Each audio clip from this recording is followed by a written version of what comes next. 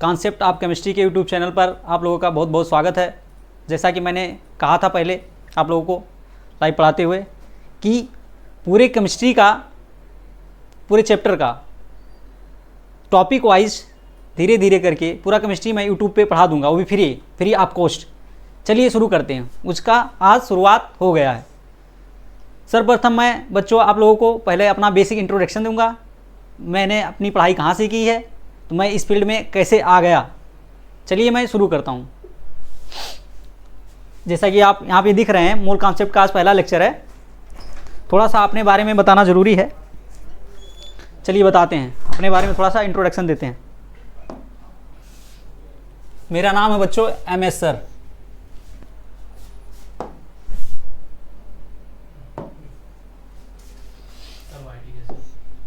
मेरा नाम है MS सर।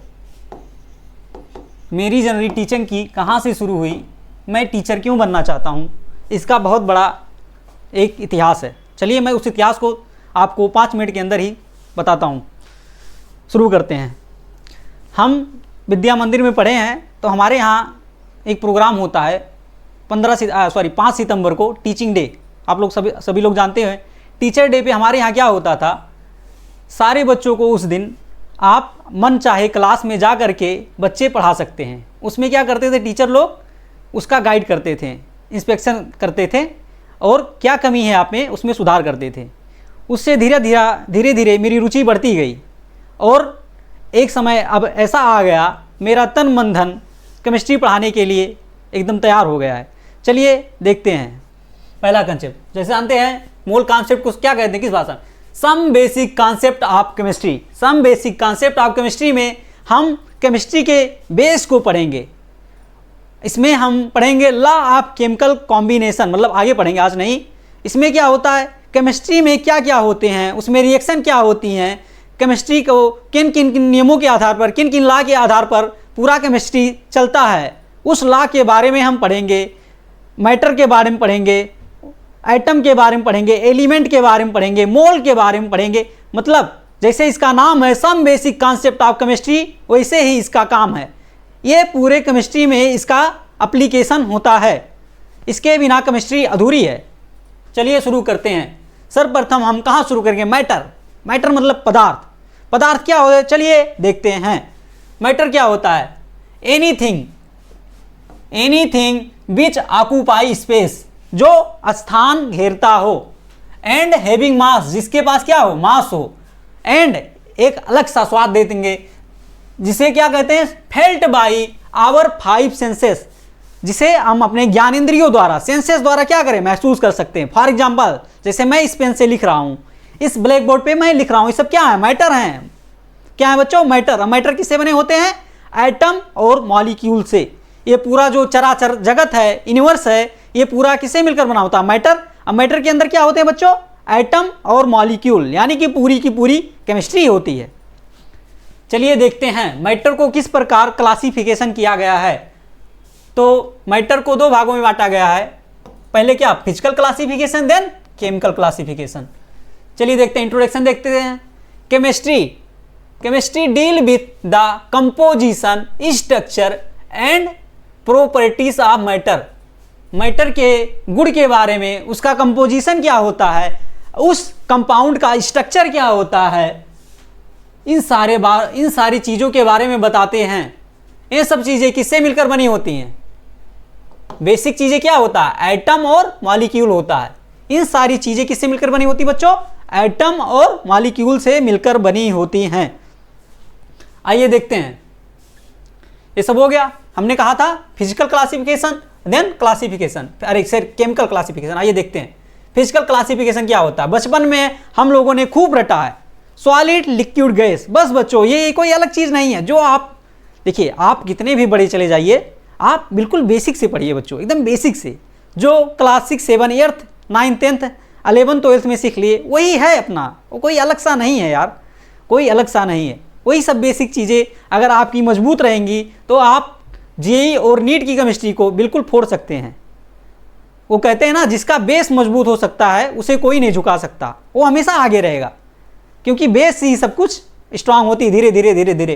कोई वहाँ नहीं पहुँच जाता, पहले बेस से ही शुरू करता है, फिर धीरे धीरे धीरे धीरे वो स्ट्रांग होता जाता है। चलिए देखते हैं फिजिकल क्लासिफिकेशन। जैसा कि मैंने कहा बचपन में हमने क्या पढ़ा था, सॉलिड के बारे में पढ़ा था, देन लिक्विड के बारे में पढ़ा, देन गैस के बारे में पढ़ा। अब बच्चों सॉलिड क्या होता है, आप लोग जानते हैं सॉलिड कोई ठोस पदार्थ, जैसे कि पेन, ईंट हो गया हमारा क्या सॉलिड। उसमें क्या होता है, आप सॉलिड चीज़ों को कहीं भी रख दीजिए, उसका शेप साइज हमेशा क्या रहेगा, वही रहेगा, बदलेगा नहीं। कब, जब टेम्परेचर एंड प्रेशर क्या हो, कांस्टेंट हो। वरना आप भी जानते हैं दुनिया में ऐसा कोई चीज़ नहीं जिसे टेम्परेचर देकर बदला ना जा सके, जिसे पिघलाया ना जा सके। हर एक चीज़ का क्या होता है, मेल्टिंग पॉइंट होता है, हर एक चीज़ का क्या होता है, बॉइलिंग पॉइंट होता है। चलिए देखते हैं तो क्या हो जाएगा इसका डेफिनिट शेप होगा बच्चों, डेफिनिट शेप होगा। और क्या होगा, डेफिनिट वॉल्यूम होगा। जैसे कि शुगर मतलब जो चीनी, रोज जो हम चीनी यूज करते हैं, शुगर यूज करते हैं, हम जो आयरन, लोहे, लकड़ी का जो सामान होता है वो यूज करते हैं, गोल्ड, सोना, सब क्या है सॉलिड, वुड, लकड़ी, सब क्या है, आसपास की जितनी भी वस्तुएं हैं क्या है, सब मैक्सिमम चीजें क्या हैं, सॉलिड हैं। जो क्या है, जिनका शेप साइज सेम रहता है, हमेशा देखने पे हमेशा वो सेम रहती हैं।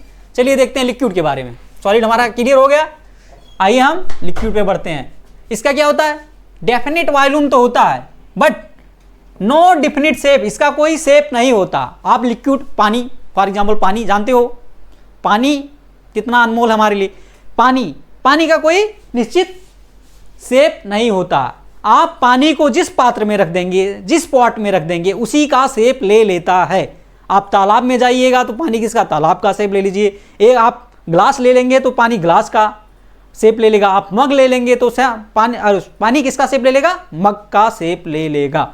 मेरे प्यारे प्यारे बच्चों आगे देखते हैं एग्जाम्पल उसका देखते हैं। जैसे कि वाटर हो गया हमारा क्या है, लिक्विड है। मिल्क हमारा क्या है, लिक्विड है। ऑयल हमारा क्या है, लिक्विड है। जिसमें बहने की प्रॉपर्टी हो, लुढ़कने की प्रॉपर्टी हो, क्या होता है वो, लिक्विड होता है। अल्कोहल, इससे तो आप लोग भली भांति परिचित होंगे हैं, हमारे समाज में बहुत लोग अल्कोहल पीते हैं। मरकरी, लेकिन आपको नहीं पीना है। आइए देखते हैं आगे गैस के बारे में। गैस क्या होता है, आ गया सबसे खतरनाक। गैस क्या होता है, जैसे कुछ लोग क्या होते हैं मन चले, इनका कोई रोक छेक नहीं, ना और ना छोर, बेचारे से घूमते रहते हैं, कहीं भी छोड़ दो, रैंडम पर्सन। तो गैस का ना तो कोई निश्चित क्या होता है, ना तो डेफिनिट शेप होता है, ना तो डेफिनिट वॉल्यूम होता है। इनको कहीं भी कैसे भी रख दो, बेचारे से पड़े रहते हैं, लुढ़कते रहते हैं, ढूंढते रहते हैं, फैलते रहते हैं, कहीं भी बेचारे फैल जाते हैं। तो इनका क्या होगा, ना तो डेफिनिट कोई शेप होता है, ना तो कोई वॉल्यूम होता है। क्या होगा, जैसे कि हाइड्रोजन गैस जानते हो, हमारे वायुमंडल में फैला हुआ है, कुछ आता पता नहीं कहाँ तक फैला है, ना तो उसका कुछ शेप है, ना और है, ना छोर है। और क्या हो गया हमारा, नाइट्रोजन गैस हो गया, हमारा CO2 गैस हो गया, हमारा O2 गैस होगा, हीलियम, अक्रिय गैस, नोबल गैस, इसे क्या कहते हैं, नोबल गैस। जितना भी हीलियम, नियान, जेनान, रेडान, जितनी भी क्या है, सब क्या है, हमारी गैसेस हैं। तो हमारा क्या हो गया, फिजिकल स्टेट, मैटर का physical state, solid, liquid, gas पढ़कर समाप्त हो गया। ये सब बेसिक इंट्रोडक्शन था। नेक्स्ट आगे देखते हैं, आगे क्या होगा बच्चों, हमारा केमिकल क्लासिफिकेशन। केमिकल क्लासिफिकेशन के बारे में आइए देखते हैं। इसको मिटा दे बच्चों, ये अराजकता फैला रहा है समाज में।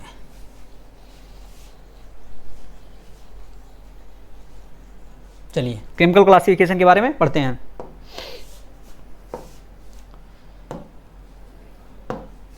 केमिकल क्लासिफिकेशन में क्या हो जाएगा, केमिकल चीजें में क्या आ जाएगा, प्योर सब्सटेंस आ जाएंगे। पहला क्या हो जाएगा, प्योर सब्सटेंस, देन क्या आ जाएगा, मिक्सर। अब प्योर सब्सटेंस क्या होते हैं, प्योर सब्सटेंस हमारे होते हैं, ये जब बनते हैं तो ये एक फिक्स रेशियो में बनते हैं। क्या, fix ratio of masses of constituents can be separated by chemical method. क्या रहेगा, can be separated by chemical method, not by physical method. Can be separated by chemical method, not separated by physical method. Physical method द्वारा इन्हें अलग नहीं किया जा सकता है। इन्हें किसके द्वारा अलग किया जा सकता है, फिजिकल मेथड द्वारा, सॉरी केमिकल मेथड द्वारा इन्हें अलग किया जा सकता है। फिजिकल मेथड द्वारा अलग नहीं किया जा सकता है। फिजिकल मेथड में क्या क्या आ जाएंगे बच्चे, कोई बताएगा, कमेंट में कोई बताएगा। फिजिकल मेथड में से कि उसे क्या हो गया, छानना हो गया, उसे बीनना हो गया, उसे क्या कहते हैं, उसे घुमाना, उसे कहते हैं हलोरना, उसे क्या कहते हैं हलोरना, मतलब केमिकल रिएक्शन उसमें नहीं होना चाहिए। उसमें क्या होना चाहिए, केमिकल रिएक्शन नहीं होना चाहिए, उसे क्या कहते हैं, physical method.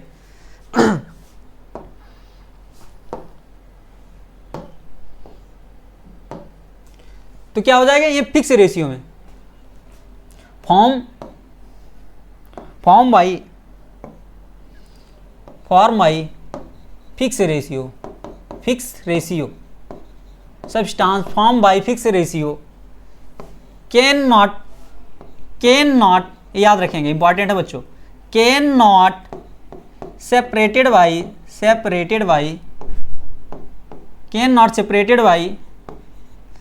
Physical method but separate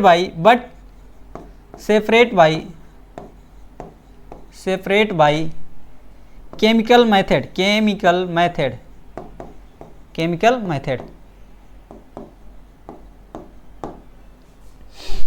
ठीक है बच्चों, क्या हो गए, ये हमेशा फिक्स रेशियो में बनते हैं। फिक्स रेशियो मास के बोल दीजिए या मोल बोल दीजिए। Can be separated by physical method but can not be separated by physical method but separated by chemical method. Next देखते हैं मिक्सचर। क्या हो गया हमारा प्योर सब्सटेंस। प्योर सब्सटेंस का टाइप अभी पढ़ेंगे, चलिए टाइप पढ़ लेते हैं, एक एडिशनल पेज लेकर इसका टाइप पढ़ लेते हैं बच्चों। कोई भी दिक्कत होगा तो बच्चों आप कमेंट में जरूर बताइएगा।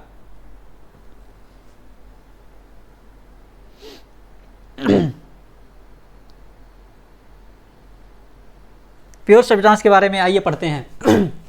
Pure substance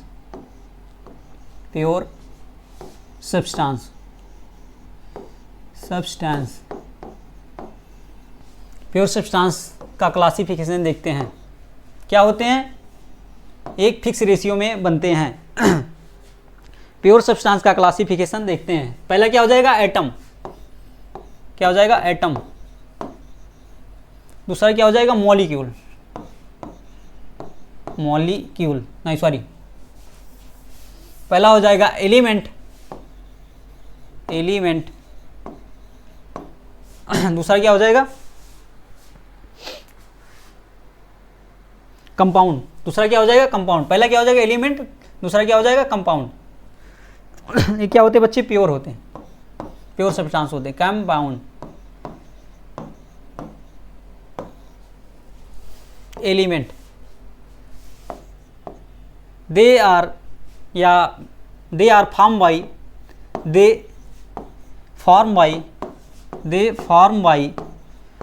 only one type of substance, only one type of atom, only one type of element या atom, only one type of atom से मिलकर बने होते हैं। इन्हें क्या कहते हैं, एटम से बने, इन्हें क्या कहते हैं, एलिमेंट। इनमें कोई दूसरा, इनमें एक ही प्रकार का क्या होगा, एटम होता, दूसरे प्रकार का नहीं हो सकता। Compound, they are form by या made of two or more type of atom or different element. Atom of different element, made of two are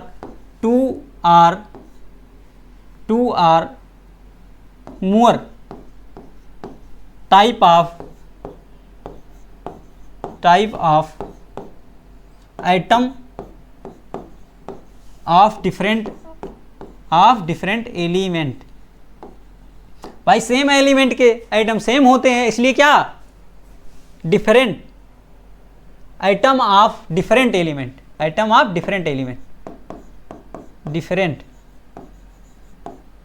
different element रहेगा बच्चों यहाँ।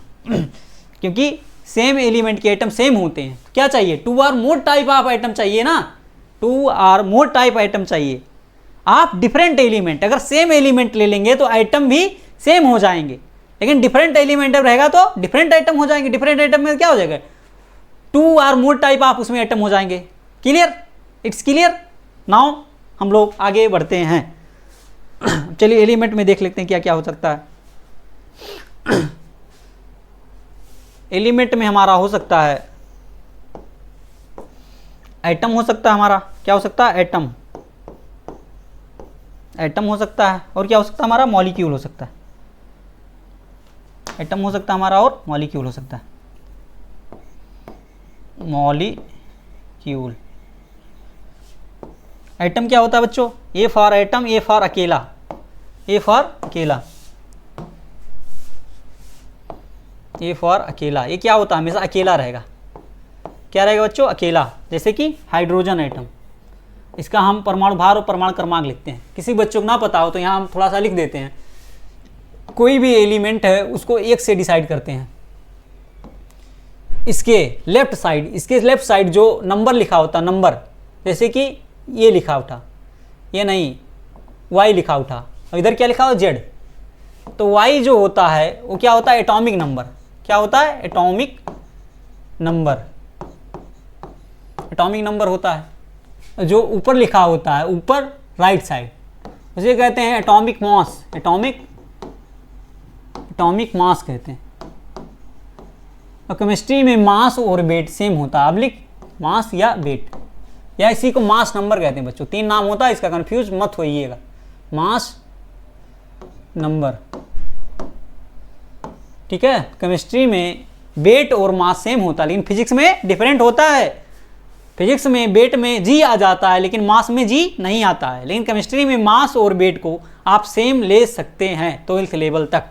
चलिए आगे देखते हैं। तो एलिमेंट कितने प्रकार के बच्चे, एटम और मॉलिक्यूल। एटम क्या होता है अकेला, जैसे कि हाइड्रोजन एटम, जैसे कि Fe, जैसे कि जिंक, जैसे कि ऑक्सीजन एटम। अब मॉलिक्यूल, मॉलिक्यूल क्या होते हैं, मेनी होते हैं। मॉलिक्यूल क्या होते हैं, मेनी, एक से अधिक प्रकार के होंगे, एक से एक मल्टीपल होंगे, more than two, more than two or more than two होते हैं, टू और मोर देन टू होते हैं, मोर देन टू होते हैं बच्चों। जैसे कि हमारा O2 हो गया, नहीं पहले H2 क्या है, ये मॉलिक्यूल है, देखो मेनी है, 2 आर मोर देन 2 होता है। जैसे कि O2 हो गया, जैसे कि O2 हो गया, N2 हो गया, N2 हो गया, मॉलिक्यूल। जैसे कि N2 हो गया, थोड़ा हमारा राइटिंग गड़बड़ है, देखते रहिए बच्चों। जैसे कि ग्लूकोज हो गया, ग्लूकोज का फार्मूला होता है 6,6H12O6। जैसे कि वाटर हो गया, H2O हो गया, देन डॉट ECT एक्सेट्रा, मतलब आगे भी ऐसे बहुत सारी चीज़ें हैं। तो हमारा क्या हो गया, एटम और मॉलिक्यूल हमारा हो गया। चलिए आगे देखते हैं कंपाउंड के बारे में। कंपाउंड क्या होता है, made of 2 or more type of atom और element, made of 2 or more type different type of element.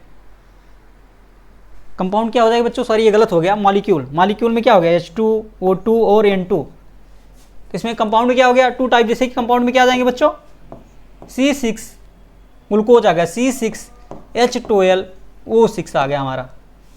यहाँ पे थोड़ा गड़बड़ हो गया, मॉलिक्यूल कंपाउंड भी हो सकते हैं। चलिए देख सकते हैं, एलिमेंट में एटम और मॉलिक्यूल, और कंपाउंड में क्या हो सकते हैं, ग्लूकोज हो सकता है। आइए देखते हैं।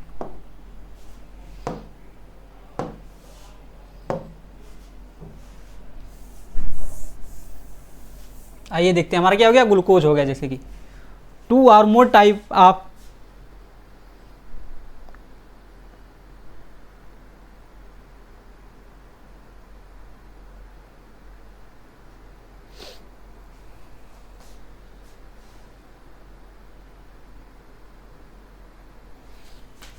मॉलिक्यूल क्या हुआ, H2O2 और N2 होंगे। इसमें क्या ढेर सारे, मतलब एक ही टाइप का आएगा, एक ही टाइप का, ओनली 1 टाइप ऑफ आइटम आएंगे।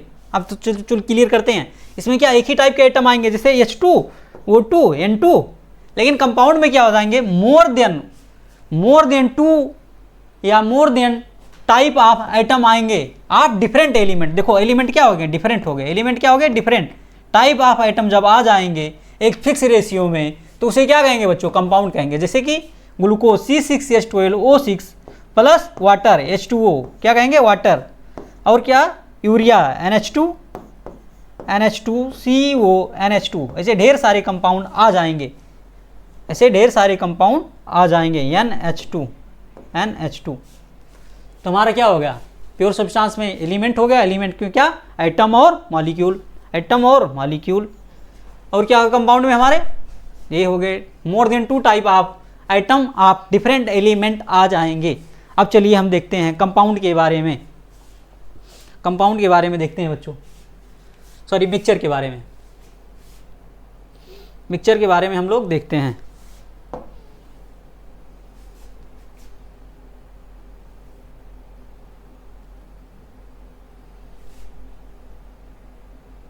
मिक्सचर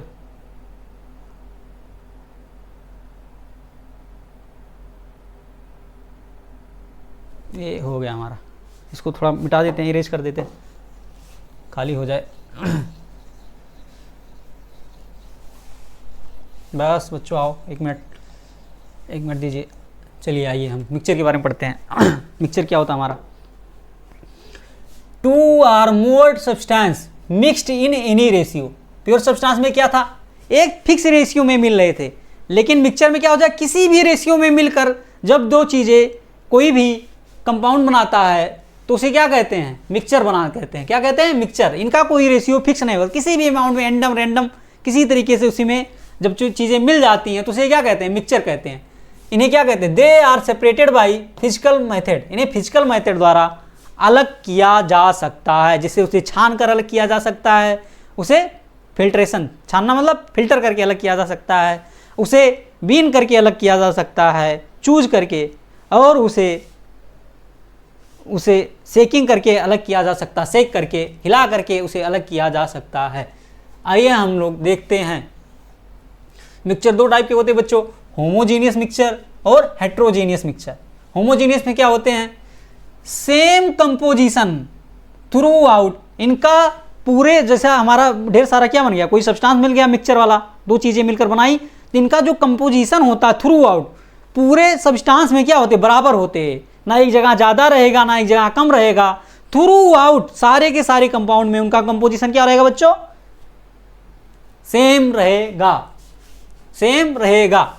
कंपोनेंट आर इनडिस्टिंग्विशेबल, जो उनके कंपोनेंट होते हैं वो अलग अलग दिखाई नहीं देंगे, मतलब देखने में ऐसा लगेगा कि इनमें जो सब्सटेंस होते हैं वो सेम हैं, 2 चीज़ें हैं ही नहीं, एक जैसा लगेगा, एक जैसा लगेगा मेरे बच्चों।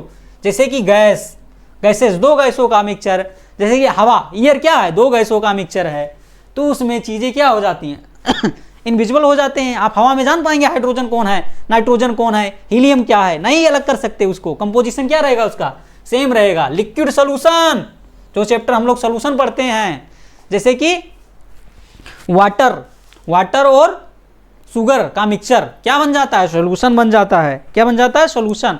वाटर प्लस नींबू प्लस चीनी का मिक्सचर क्या बन जाएगा, सोल्यूशन। वाटर प्लस एल्कोहल का मिक्सचर क्या बन जाएगा, सोल्यूशन बन जाएगा, सोल्यूशन बन जाएगा। एलॉयस, इसको हमारा क्या इंपॉर्टेंट लिखे, कोई आ गया एग्जाम में, एलॉयस क्या है, एक साथ आ चुका है, नीट में आ चुका है, एलॉय क्या है, क्या है बच्चों, होमोजीनियस मिक्सचर हैं। एटमॉस्फेरिक एयर बहुत इंपॉर्टेंट है, इंपॉर्टेंट टिक करेंगे। एटमॉस्फेरिक एयर क्या है, होमोजीनियस मिक्सचर क्या है, कंपाउंड है, क्या है, बताएगा कोई, क्या है, ये क्या है हमारा बच्चों, ये हमारा होमोजीनियस मिक्सचर है। नियरली क्या है, होमोजीनियस है। हमारे लोगों तक नियरली क्या कहते हैं इसे, हम लोगों के लेवल तक, आईटी और नीट के लेवल तक क्या है, नियरली होमोजीनियस मिक्सचर हैं। उसके बाद क्या है, वाटर प्लस साल्ट क्या हो जाएगा हमारा, होमोजीनियस मिक्सचर, दोनों चीज़ें मिल जाएंगी, कंपोनेंट अलग अलग दिखाई नहीं देंगे। वाटर प्लस एल्कोहल, आप वाटर प्लस एल्कोहल को जब मिलाएंगे तो उनके कंपोनेंट आपस में इस प्रकार मिले जाएंगे कि 2 लगेगा ही नहीं कि ये 2 चीज़ें हैं, एक ही चीज़ लगेगा। ईयर हो गया, ब्रासिस मतलब एलॉय, ब्रॉस मतलब एलॉय, एलॉय। आगे हम लोग डी ब्लॉक में पढ़ेंगे, डी ब्लॉक में ब्रॉस के बारे में पढ़ेंगे। Heterogeneous mixture. हेट्रोजेनियस में क्या, कंपोजिशन यूनिफॉर्म नहीं होता है, इनका कंपोजिशन, इनके जो कंपोनेंट है इन्हें अलग अलग डिस्टिंग्विश कर सकते हैं, आंखों से देखकर उन्हें अलग अलग बता सकते हैं कि इसका कंपोनेंट है, ये दूसरे पार्ट का कंपोनेंट है। तो ये थ्रू आउट क्या, नॉट यूनिफॉर्म होते, किसी जगह कुछ कंपोनेंट ज़्यादा हो जाएंगे, किसी जगह कुछ कंपोनेंट कुछ और ज़्यादा हो जाएंगे। तो उन्हें आंखों द्वारा देखकर हम बता सकते हैं कि कौन सा कंपोनेंट, जैसे कि अगर हम पानी में सैंड मिलाते हैं तो पानी भी अलग से आंखों से देख सकते हैं और सैंड भी देख सकते हैं। तो इनका जो क्या, सैंड जाके नीचे बैठ जाएगा, वाटर ऊपर आ जाएगा, तो कंपोजिशन क्या हो गया बच्चों, नॉन यूनिफॉर्म हो गया। ऑयल प्लस वाटर, आप आज जाके घर पे अभी चेक कीजिएगा, वाटर ले लीजिएगा एक बीकर में या पात्र में या पॉट में, क्या लीजिएगा, वाटर ले लीजिएगा, उसमें ऑयल डालिएगा, देखिएगा ऑयल क्या हो जाएगा, सरफेस पे ऐसे तैरेगा, मिलेगा नहीं। ऑयल और वाटर आप एक दूसरे को देखकर बता सकते हैं ऑयल कौन है और वाटर कौन है। देखिए soil plus water plus sand, granite, water plus oil, ये सारे क्या हैं, हेट्रोजेनियस मिक्सचर के एग्जाम्पल हैं। आइए कुछ की पॉइंट देख लेते हैं। की पॉइंट क्या है, मैटर हैज मास, उसके पास मैटर के पास मास होता है, ऑक्यूपाई स्पेस होता है। मैटर एग्जिस्ट इन फिजिकल और केमिकल फॉर्म, मैटर के दो फॉर्म होते जानते हैं, फिजिकल और केमिकल। प्योर सब्सटेंस क्या होते हैं बच्चों, है फिक्स कंपोजिशन, उनका कंपोजिशन क्या होता है, फिक्स होता है, एक फिक्स रेशियो में बनते हैं। जैसे कि वाटर आप ले लीजिए, वाटर क्या है, कंपाउंड है, कंपाउंड है, इसमें वाटर में हाइड्रोजन का कंपोजिशन 2, इसका क्या होता है 16, कौन से रेशियो में, यस 1:8 के रेशियो में पाए जाएंगे, 2 1 कम 2, 2 8 16। तो इनका कहीं भी वाटर आप किसी सोर्स से ले लीजिए, चाहे वो आरओ का पानी हो, चाहे वो तालाब का पानी हो, चाहे वो समुद्र का पानी, अगर पानी है तो उसका कंपोजिशन क्या रहेगा, 1:8 रेशियो रहेगा। इसे कहते हैं लॉ ऑफ डेफिनिट प्रपोजिशन या कांस्टेंट कंपोजिशन। चलिए आगे देखते हैं, आगे क्या बच्चों, मिक्सचर। मिक्सचर है वेरिएबल कंपोजिशन, अभी हमने बताया है मिक्सचर का कुछ कंपोनेंट ज़्यादा हो सकता है, कुछ कंपोनेंट मतलब कोई भी रेशियो ले सकते हैं, एट रैंडम, रैंडम रेशियो ले सकते हैं। क्लासिफिकेशन हमें क्या सहायता, आप चलो क्लासिफिकेशन हमें क्या हेल्प करता है, आप लोग खुद सोच कर बताइए। क्लासिफिकेशन से हम जान सकते हैं पदार्थ क्या है, उसका कंपोजिशन क्या है, उसका क्लासिफिकेशन क्या है, कितने पार्ट में फिजिकल में बांटा गया है, केमिकल में बांटा है, एलिमेंट क्या है, कंपाउंड क्या है, होमोजीनस मिक्सचर क्या है, हेट्रोजीनस मिक्सचर क्या है, ये सारे चीज़ें हमें इस बेसिक इंट्रोडक्शन, ये हमारा क्या था बच्चों, बेसिक इंट्रोडक्शन से हमारा क्लियर हो जाता है, हमारा क्लियर हो जाता है। चलिए नेक्स्ट, अब कोर टॉपिक पे तरफ धीरे धीरे बढ़ते थे, जो कोर टॉपिक मेन टॉपिक होता है जिससे नीट में क्या आते हैं, डायरेक्ट क्वेश्चन आते हैं, उसके बारे में हम लोग पढ़ने जा रहे हैं, इंटर करने जा रहे हैं। तो दिल थाम के बैठिएगा मेरे बच्चों, मैं एक एक चीज़ विथ एग्जाम्पल आपका क्लियर कराने आया हूँ। मैं यहाँ सिर्फ टीचर बनने आया हूँ और कुछ नहीं, सिर्फ टीचर बनने आया हूँ। एक सच्चा टीचर जो होता है वही बनने आया हूँ, और मुझे कुछ नहीं बनना है, कुछ नहीं बनना है, मुझे सिर्फ टीचर बनना है बस। चलिए कुछ सवाल कर लेते हैं, कुछ सवाल कर लेते हैं। यहाँ पर कुछ गलत टाइप हो गया, उसको मैंने सही कर दूँ। सही कर दे भैया।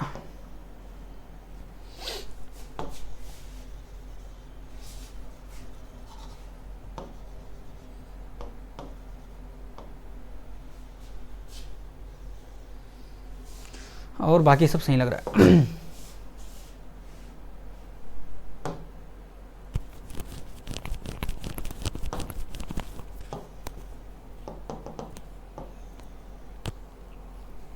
आइए देखते हैं। तो केमिस्ट्री किससे डील करती है, केमिस्ट्री हमारी बताती है उसके कंपोजिशन के बारे में, कंपाउंड कंपोजिशन के बारे में, उसके स्ट्रक्चर के बारे में बताती है, उसके प्रोपोजिशन में वो किस प्रोपोजिशन में मिलकर बना है, किस रेशियो में मिलकर बना है कोई चीज़, उसके बारे में बताती है। क्या मैटर का पार्ट होते हैं सब। तब देखो हमने पढ़ा था बच्चों, हमने क्या पढ़ा था, चलो एक छोटा सा हम दे सकते हैं। क्या प्योर सब्सटेंस को कितने भाग में बांटा गया, हमने पढ़ा था प्योर सब्सटेंस। तो उसके बाद सवाल करते हैं, प्योर सब्सटेंस दो प्रकार के थे। क्या एलिमेंट था हमारा, और क्या था बच्चों, कंपाउंड था। और क्या था, कंपाउंड। एलिमेंट में क्या थे हमारे, एटम थे, एटम थे। और क्या था, मॉलिक्यूल था, मॉलिक्यूल। कंपाउंड में क्या थे, ढेर सारे molecule, more than one type of item थे। इसमें सेम टाइप ऑफ आइटम थे। आइटम क्या होता है, अकेला होता है, एक होता है अकेला। और मॉलिक्यूल क्या होते हैं, एक मतलब टू टाइप, जैसे ये H2 हो गया, N2 हो गया। कंपाउंड, कंपाउंड हमारा क्या होता है, जैसे C6H12O6, O6 हमारा क्या हो गया, जैसे वाटर हो गया, H2O हो गया। तो क्या कहा है, चलो देखते हैं कौन सा करेक्ट इनकरेक्ट बताना है। जैसे कि हम एक क्या ले लिए, एक बीकर ले लिए, एक बीकर ले लिए। हाँ, एक बीकर में हम बंद कर दिए चीज़ों को हमने एक बीकर में बंद कर दिया, एक बीकर में बंद कर दिया। चलिए देखते हैं इसमें क्या है, H2 गैस है, क्या है, हाइड्रोजन गैस है, ऑक्सीजन गैस है, और क्या है, नाइट्रोजन गैस, नाइट्रोजन गैस है। तो ये सब क्या है, हमारी मॉलिक्यूल है, मॉलिक्यूल है, मॉलिक्यूल है। तो किसके पार्ट है, इसे हम कह सकते हैं एलिमेंट ऑफ मॉलिक्यूल, कह सकते हैं कि नहीं, इसे क्या कह सकते हैं, एलिमेंट ऑफ मॉलिक्यूल। तो ये क्या है, एलिमेंट ऑफ मॉलिक्यूल। एलिमेंट के ये क्या है, मॉलिक्यूल हैं। कह सकते हैं कि नहीं, कह सकते हैं कि नहीं, बिल्कुल कह सकते हैं। अब हम ले लिए क्या, हम लोहे का कोई सामान ले लिए, जैसे कि हम लोहे क्या बर्तन ले लिए, बर्तन, लोहे का बर्तन ले लिए, हाँ, पॉट ले लिए, पॉट। हम गहने ले लिए, सोना चांदी ले लिए, गहने, गहने किसे मिलते हैं बंदे, सोना और चांदी से ले लिए। सोना चांदी, सोना क्या होता है बच्चों, ये यू होता है, चांदी क्या होता है, ये जी होता है। हमने क्या ले लिया, एक एशियन का मतलब टिन का बहुत बड़ा क्या ले लिया, एक पिलर ले लिया। ये सब क्या है बच्चों, हमारा क्या है, एटम। क्या है, एटम, एक ही है ना, सेम है, सिंगल है, एक ही चीज़ है। तो ये क्या है, सब एटम से मिलकर बने हैं। तो इसे हम क्या सकते हैं, एटम ऑफ, एटम ऑफ ये, एटम ऑफ ये एलिमेंट कह सकते हैं। कैसे कह सकते हैं, मैंने यहाँ लिखा है, atom of, sorry, element of atom, या एटम ऑफ एलिमेंट, क्या कह सकते हैं, एटम ऑफ एलिमेंट। एलिमेंट के एटम कह सकते हैं, कह सकते हैं कि नहीं, बिल्कुल कह सकते हैं। अब चलिए इस पे बेस कुछ क्वेश्चन कर लेते हैं। क्वेश्चन नंबर हमारा ए रहा, स्क्रीन पर देखेंगे, स्क्रीन पर हमारा क्वेश्चन नंबर ए रहा। Question number first, question number first क्या बच्चों, देखते हैं। क्वेश्चन नंबर फर्स्ट क्या है बच्चों, देखते हैं।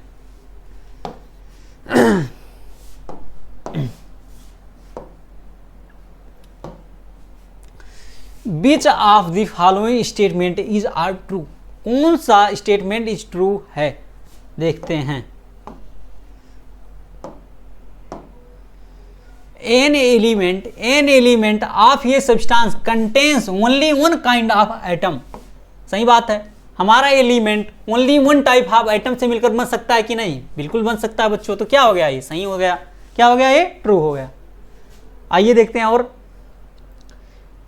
ये compound can be decompose into its component. आप लोग जानते हैं चीज़ें जिस चीज़ से मिलकर बनी होती हैं, कंपाउंड जिस एलिमेंट से मिलकर बना होता है, उसी कंपाउंड में वो डिकम्पोज भी हो सकता है।